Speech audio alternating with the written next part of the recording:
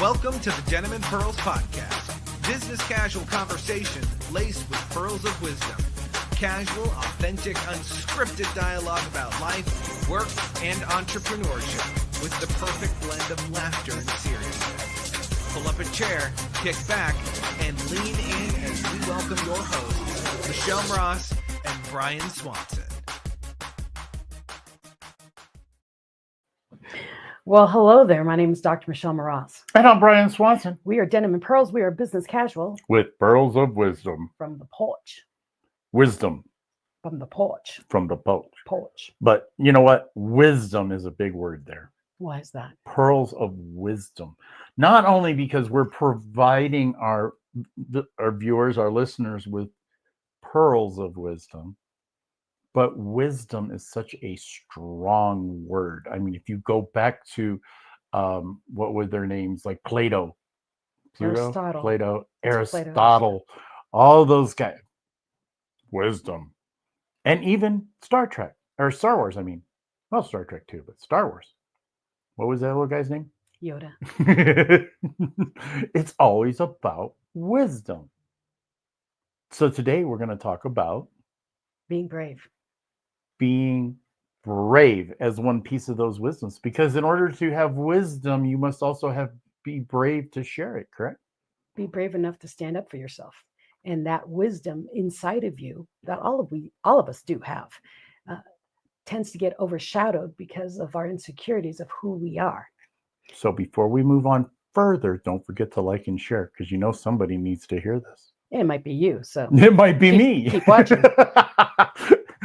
It just might be me. In fact, okay, so let's slide into it, because I don't know why you came up with this topic, which is interesting, but one of the things that I've had over the last couple of weeks is trying to make this big event happen for Galaxy Fest, the After Dark program and stuff. And it takes a little bit of bravery to reach out to these people, you know, I'm not doing all of it, but to reach out to these people and hope that you can get them to perform, and you can do all these other things, talking to sponsors, delivering flyers to stores so that they'll post it up. And being brave enough to ask people to attend. Yes. And to tell them what's going to happen at After Dark with bravery. Now, the definition of bravery, of brave, is having or showing mental or moral strength to face danger, fear, or difficulty. Having or showing courage. That can come in big pieces or gigantic pieces or itty tiny pieces. And what I was talking about with the word brave today, and I know where you're going with the After Dark thing. No, I'm not going to stay on that topic, but is that sometimes it's just standing up to yourself, or for yourself. Well, to yourself. So that's where my brain actually went with brave. Is there are things that, so I'm going to bring it smaller into my brain. I want to write a teenage book, a self-help book for teenagers, but keep it really simple. So young teenagers. And what keeps coming through my mind is I have to fight my inner critic that says, you don't talk to kids, you talk to adults. And so my bravery point this morning is adults are just giant kids, Michelle. Write the dang book. Now with Brian and After Dark, we were walking through the mall and he says, here, take these flyers and give it to that lady. I wasn't going to go there, but go ahead. And I said, no. And he thinks it's a bravery thing. It's a willingness thing. Mm-hmm. I don't like handing out flyers. I never have. When I was a Girl Scout mom, I did not want to hand out flyers saying my kid was selling Girl Scout cookies. I don't do flyers. I don't like them. And so I had to go give this flyer in. And he's like, see, I told you could do it. I said, no, that's not it. I don't like flyers. I don't like imposing on other people. So that is my little brave point. I have in my head, I don't want to annoy anyone, so therefore I will not. A flyer was not annoying. When I handed that flyer to that gal, she went, "Oh my gosh, that sounds awesome! I want to go to this after dark thing. Here, give me 2 or 3 of these posters. I'm gonna put one in the break room. She got better responses than I did. I'm gonna put one in the break room, and I'm gonna put one on this bulletin board, and I'm gonna bring it to the other mall." And I'm like, I didn't annoy her. But see, bravery, people think, oh, you do this and it's huge, and now you're brave. No, bravery is outthinking yourself. That's brave. When you can fight your inner critics and go do it anyways, you'll be brave. So what are you going on? I don't know, because now you got me back on that. But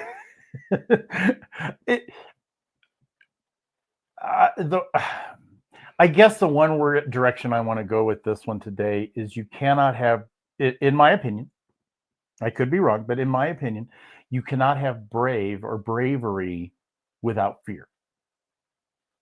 Because if there's no fear, you're already brave. Yeah, it's not brave. It's overcoming that fear that makes you brave.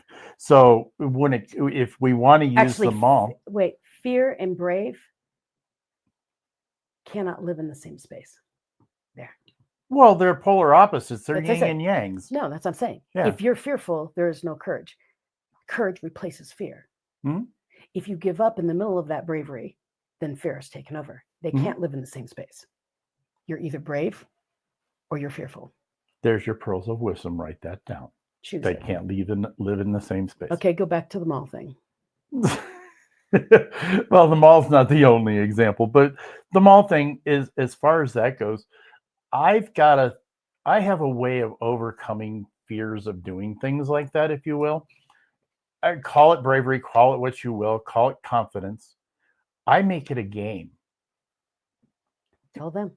I can make it a game and go, how many of these flyers can I give out? Once I've done one, man, it goes on from there, and I don't really care. But there's also that one little piece of your fear of disturbing people. I kind of have a little bit of an act to read, folks, and I may not give that person a flyer. I may not bring it up to them because I feel that, in the moment, I feel that they don't want it or they won't accept it. Well, I'll give you the same idea. That young lady that I walked and gave her the flyer who got so excited, she did smile at me when I walked up. She ignored me when I walked up, and she acted like she was too busy to talk to me. Oh, yeah. And I said, and she wasn't doing anything. And then I said, I have these flyers about this After Dark thing. I was wondering if you'd be interested. Galaxy Fest used to have an After Dark program, blah, blah, blah, blah, blah. Do you know what Galaxy Fest is? And she said, no. And when she said no and kept looking at me, then I knew I could tell her. But the initial was, don't talk to me. I don't want to be here, and I don't want you here. Right. But she ended up being the most encouraging person I had that day. Yeah. And it's true. And it's not just with that. It's about building your business. I mean, there's fear in everything that we do. There's reasons why we don't fill out a certain form. For instance, we're moving not so to a different venue. Well, with the other venue, I sort of have filled out of a contract or what have you. This one is like, I got to have this contract. Now, I read through the contract, and there's nothing miraculous about the contract or anything else. But sometimes we procrastinate because we don't know what's within the form, or we haven't read the form, or we expect something else to come out of it that could be negative in the long run. So we procrastinate filling out the form. So I've had the form now for like a week. I talked to the person yesterday with a couple of questions of it, and I'll fill out the form later, but I still haven't done it because to me, it's another contract. I hate contracts, but I understand it's a part of life. It's a part of business, and to do a community event, why do I need a contract? What's wrong with a handshake? But these days you can't get away with just a handshake. Well, I have a fear factor. Someone just wrote me and said that they're putting me in for an award from the Southern Colorado Women's Chamber. Yeah. And they said, hey, can you give me some pointers, answers for these things? I'm submitting your name for something. I said, for what? They do Businesswoman of the Year. And my brain went, for what? But reading the description, I'm like, oh, yeah, I've done this. And I'm looking at all the things I've done. And I'm like, wow, I really should probably have put my name in there for that. They let them. but I haven't written anything down for them because my brain keeps saying, someone else should get that. Isn't that crazy? Yeah.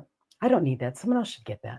And I don't need another accolade, but I'll fill it out eventually and give it to her so she can submit me, and we'll see what happens. Well, I don't know what the time frame is on that, but I wouldn't say eventually. No, it's due June 27th. Oh, okay. I was gonna say it's pretty close. I know that. Yeah, but me getting testimonials and a list of the things I've done. It's not hard. All you have to do is post on Facebook and say, "Hey, I need 3 testimonials. Will somebody give them to me?" Well, I have them. And they'll they'll give you a nice new fresh testimonial. Okay, because I have them already, and my husband has a spreadsheet of everything I've ever done and every award and all of that. So it's just cut and paste. I just got to do it. I mean, you could just put one of those Facebook posts where you just, it's got a colored background. I need 3 testimonials. Please submit ... And it would. I'd get a lot. Yeah, I think I would get a lot. Yeah. So anyways. I mean, you can get it out of 120 some odd likes out of a picture that was random. Oh, actually, it's at 290 or something. 290 now. But here the thing is. So imagine what kind of. Thing is most of you who watch Denim and Pearls know me. You know Brian. But you know me. You know a lot of the things I do. As much as I do, you would think I would be the most confident human in the world. I tend to be very confident, but that's why I wanted the topic brave. I'm not afraid of things outside of me. It's in me. Think about the things that are really stopping you. When you say, oh, I don't want to do that. I'm afraid I probably can't do that. It's not the actual it. It's you getting out of your own way. So my first, I think it was my second or third book. It's not luck. It's overcoming you. My second book is called It's Not Luck, It's Overcoming You. And that's what this brave topic is about. The things that you think you can't do has nothing to do with the thing, the event, the moment in time. It's you getting out of your own way and stop listening to that inner critic and thinking it's holding you back and realize it's compelling you to prove that you can do it. So go prove it. You know, one of my biggest fears? What? We're actually doing it right now. Face? Nope. Camera? Camera. Audio never bothered me. So like radio, but really and truly what it comes down to is in my past, I've been very vocalized about many different things. Some things are not so acceptable. And I was always afraid that if I ever got on radio or camera, and specifically camera, because then they can prove who you are, that I might say something wrong and somebody would have evidence of what I said and be able to go back and get it. So putting me on camera at one point used to be terrifying to me. I could do audio because I could always deny the fact that it was me without forensic science. That's funny. To say that it was me on the radio, just in the audio, but with the video, it's pretty obvious who it is. Well, and that's why I say be the best version of you unapologetically. So the old you would just talk off the cuff and not care what other people thought. The new you actually contemplates before you say things. Right. And that's why I say... I knew that means like years ago. But yes. So be the best version of you. When I say that, I'm not saying be perfect. I'm saying be better than the you yesterday. And then tomorrow be the better than you were today. And by being the best version of you, you don't say things that you want to apologize for. That's what the unapologetic part comes from. You say what you say because you truly mean it and you know it's not going to hurt anyone and that you care about it. So you say it with sympathy or whatever. But if you're going to let something come out of your mouth, you unapologetically stand behind it. Well, let me put out another thing in that same context, and you and I talked about it last week. It was a short little conversation mentioning of jokes. There's always truth to a joke. Mm-hmm. So if you say a joke for us, to somebody, against somebody, or whatever, more than likely there is a piece of you that believes that joke, that it's 100% correct. So if you insult somebody saying they're a dummy, it might be a moment in time, but on the other side of it, you're spitting out something that you're really thinking subconsciously or even consciously, and that's your way of getting it out to make it funny. Well, some people pick up on the fact that it's the truth. That there's a truth to everything. Right. So you still have to be careful. And I learned that one a long time ago. Just because you learned it doesn't mean you apply it. Well, I do apply it. When you catch yourself. Well, yeah. I mean, no, I'm not talking about you. Yeah. Well, okay. I'm talking about you. It's me too, because I catch myself. He says, I catch myself. The thing is we all have to monitor what we say. And if it's going to be painful and hurtful and you're going to destroy someone, please don't say it. Do that in private. You criticize in private, okay? Praise in public. If you have something that you want to say to someone and you don't want to say it out loud, but you want to put it in a slide remark, have coffee with them and tell them personally. Bring them to the side and tell them instead of insulting them in front of other people. It's just polite. Be the best version of you. Be unapologetic about it. However, there are people who must take it. I'm thinking of an example right now, but I won't give it. Who need that, I won't call it humiliation, but that public, what's the word? Public acknowledgement to their personality in some cases. And they won't understand it even if you tell them about it. But if somebody else says the same thing, they finally may get it. And that's, everybody's different. I mean, it doesn't matter. I can come up with all kinds of examples, I'm sure, of just different ways that people act in different situations. I mean, bravery, I've seen people who appear to be brave, but they laugh about it. Anything of stress, laugh is their key. So if you're trying to be brave, but you're laughing about it, it doesn't necessarily mean brave. It just means you're trying to make light of the moment in a lot of times, a lot of situations. It's the people who laugh about things that are very courageous to do, and they laugh about it, it's because they're still mentally processing it. And the only way they can make light of it, make it less intimidating, is to laugh about it. I'd like to subconsciously think, or not subconsciously, but consciously sing the song, "Here We Go Again." And that's what motivates me to move on to something that I may not want to do at the time. That's my little sign of bravery. The title "Brave" came from a Sarah Borealis song, "Brave." It's like you can be how'd she say it? You can be basically it's say what you want to say, let the words come out. And if there are things that you need to get out of you so that you can go be the best you, get them out. But like I said, if you're about to hurt somebody, you do it in private. Verbally hurt them, not physically hurt them. It's like, we definitely changed subjects. So, but other than that, I mean, what else is there to say? Just be brave. And find your way to be brave. Find your way to overcome fear. And as I train this, speaking and things of that nature, and what people don't understand is I'm not teaching just speaking fundamentals. To be an eloquent speaker, to be a speaker who moves an audience or one that keeps an audience's attention has nothing really to do with the words that are coming out of your mouth. It's the mental state you're in. When I say I'm a speaker coach, I'm working with your mindset. In order to command a room, you must be able to command yourself. In order to command just a 30-second pitch in front of a networking meeting, you must own who you are.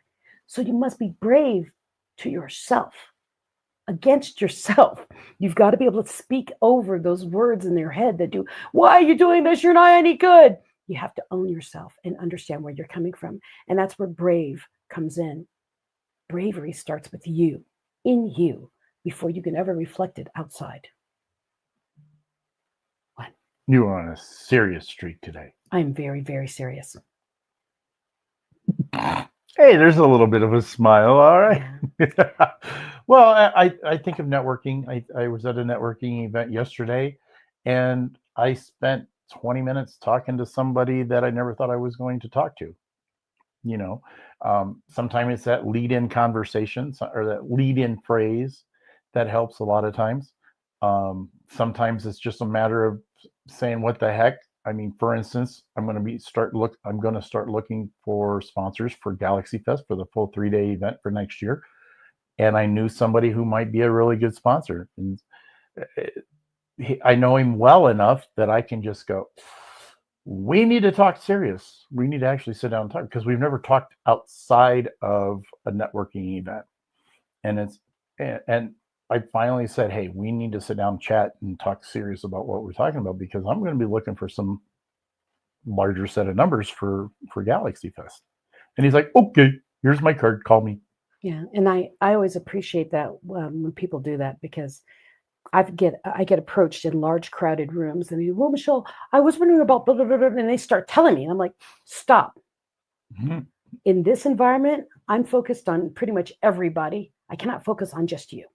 Mm-hmm. So if you want to talk serious and all about you, we need to go somewhere else because in this group setting, I'm with the group, not one-on-one. Yeah. And so I have difficulty when people corner me in a large group setting. And I'm like, this is so disrespectful for everybody else, especially when there's a line of people trying to talk to me in the background. You're like, they obviously are trying to talk to me. You cannot talk to me for 30 minutes. And you can tell when someone wants to do that. So I respect the bravery of them coming to me and saying, I want to talk to you now. But understand that my mind, remember my brave part, my fear part is offending other people. I don't want to disrespect other people's time. So by you disrespecting people's time, you are making me disrespect other people's time. And I don't tolerate that. So if you ever meet me in a gigantic room of lots of people and you really want to talk to me and say you want to get on my calendar. Yeah. I just think of when I'm running an event in the middle of an event and somebody says, let's talk. Nope, brain's not here. No. Yeah, brain's not here. My brain is totally dysfunctional towards anything outside of managing that event at the moment. Well, and like me right now, he says I'm all serious, which I am, but I'm serious because I've been doing an audiobook all morning. So my brain is not even in talking out loud. It's on audiobook. And so my brain is in some other method of talking.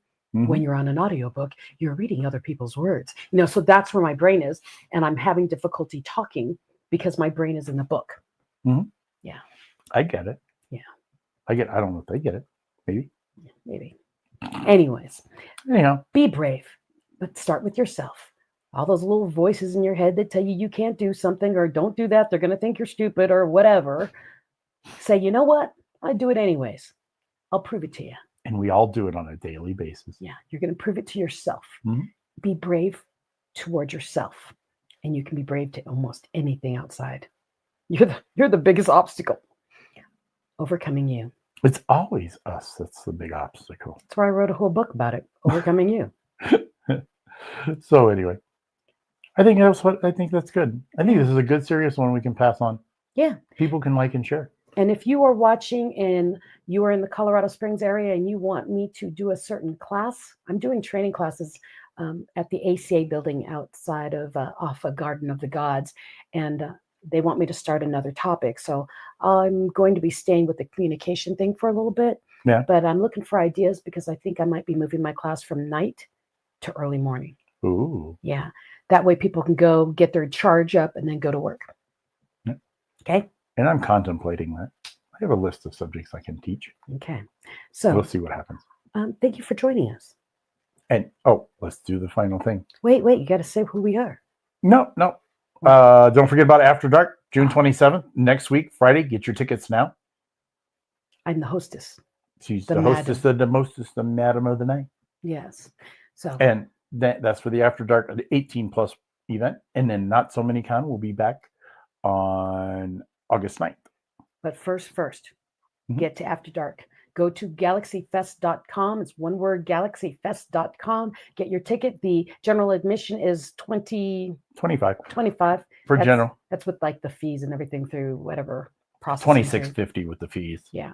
And then you've got the VIP, which I highly suggest you do. You are going to have access to things that no one else has access to. And Accent Oaks is doing a 2-for-1 special on their distillery bottles. They're full bottles. And they're giving us taste testing through the VIP evening. So go get that ticket. That's about what, $200? It's $200. But without the fees, because there is no fees. But the swag bags and what you get in VIP will blow your mind. So you want to do that. And then we'll see you on June 27th at After Dark. So go to galaxyfest.com. At Ivy Wild right here in Colorado Springs. Yes. So my name is Dr. Michelle Moroz. And I'm Brian Swanson. We are Denim and Pearls. We are business casual. With pearls of wisdom. From the porch. Bye. How about peace? Peace.